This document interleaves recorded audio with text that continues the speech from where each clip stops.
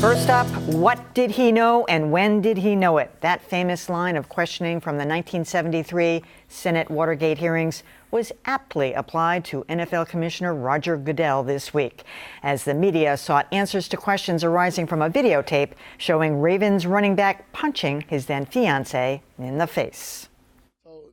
Ray Rice looked to be in the clear, quietly serving his 2-game suspension until the website TMZ dropped the video equivalent of a neutron bomb this week, showing exactly what happened inside that elevator. Fired by his team, the Baltimore Ravens, and suspended from playing by the NFL.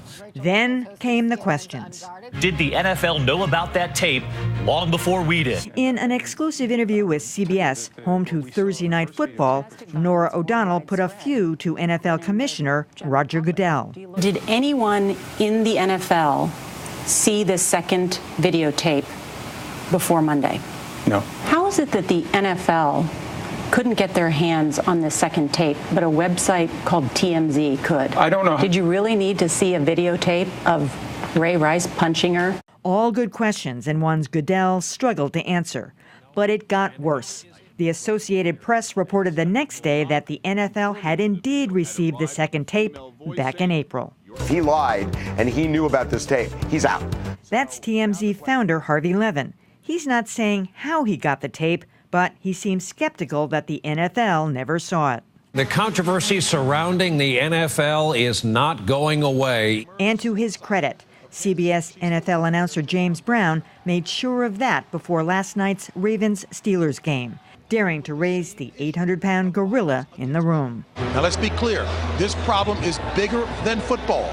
But wouldn't it be productive if this collective outrage, as my colleagues have said, could be channeled to truly hear and address the long-suffering cries for help by so many women? Leading to this question, why did it take a gossip website to jumpstart this conversation? So how did TMZ scoop the traditional media on the Ray Rice video? Joining me to hash this out are Farrah Stockman of the Boston Globe, Marjorie Egan of the Catholic website Crux and WGBH News, Callie Crossley, also of WGBH News, and Dan Kennedy of Northeastern University. First, I want to address James Brown, because I was obsessing over whether last night during the Ravens-Steelers game, anybody was going to address it at all, because the night before they had this run-up show in the same time slot. Nothing, just like it never happened. So I give a great deal of credit to James Brown and, by extension, CBS and the NFL, both of whom had to have passed off on that. I mean, and he addressed the bigger issue, too. It wasn't just about the video and the punishment of one person and what the NFL should have done. But to the issues that we were raising about TMZ, I really wonder, if other people hadn't had this. I mean, when Roger Goodell says he didn't see it, I believe him. I'm just going to believe him. I mean, that would be a big lie. He'd be in that would be a fireable offense. But did other people get it and contain it? Probably. Yeah, that's probably the case. And I think it's a fair question to ask why Roger Goodell had to see it when he knew all the facts. We knew all the facts about this as well. I think one of the things this speaks to is the power of video. Mm-hmm. And we've talked on this show a lot about the need to get cameras into the courtroom, for instance, and people who are against it say, well, you don't need it. You can report on it. And well, look at the difference that this has made. The video has made all the difference in the world. And it just shows the power of that. And we don't know whether TMZ paid for it or not. It could be that they did, but we don't know that for a fact. But, you have to say, you don't normally associate TMZ with the public interest. But in this case, TMZ was absolutely acting in the public interest. Oh, I remind you that TMZ was the first to report that Michael Jackson was dead. So they got sources everywhere. But more to the point about whether Roger Goodell saw it, really, you don't believe him? Good. I mean, you do believe him? Yeah, good for you. Because having shot some video as a producer for ABC News, I know I went through 15 people. That's how controlling they are about everything that is their image. And that was about some videotape going on a medical story. Please. Lots of people went over this and saw it, and I just don't believe that. I don't believe he didn't see it. I don't believe that they believe that all of the injuries are linked to brain injury are worth $700 some ridiculous amount of money, $1 million. That's ridiculous. They know it. So come on.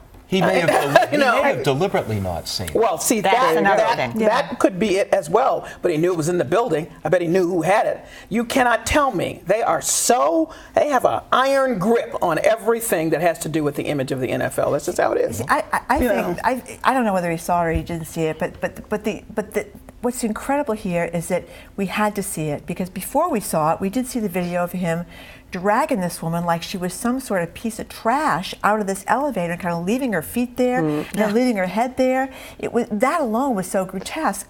But it's like, okay, now we've seen it. They have to do something, because everybody's seen it and they're in uproar. And they don't really care about domestic violence, because we have this guy from the Carolina Panthers, who, as everybody knows, has already been convicted of throwing this woman on a pile of guns, dragging her around the house by her hair, and he's playing on Sunday. So, I mean, and there's such confusion about domestic violence. I brought this piece of paper out because there was this woman at the game with a Rice jersey on. She's 23 years old, and here's what she said: "There's two sides to every story. I saw the video. That's their personal business. It should not have affected his career. I don't agree with domestic violence, but she's still with him, so obviously it wasn't that bad." We have a real problem understanding domestic violence, and I don't think the NFL... But Farrah, one of the big questions is, why didn't the media follow up on this? If we knew so much, why did everybody just said, oh, he's serving his 2 games and that's it? Well, I do think, though, that it's not a mystery how they got the video. I don't have proof that they paid for it, but it's been, I mean, it's been reported that they paid $250,000 for the Jay-Z video. The one of Jay-Z in an elevator. Come on, if the Boston Globe put the word out on the street that we were paying that kind of money for a salacious video, we'd get a lot of tips too.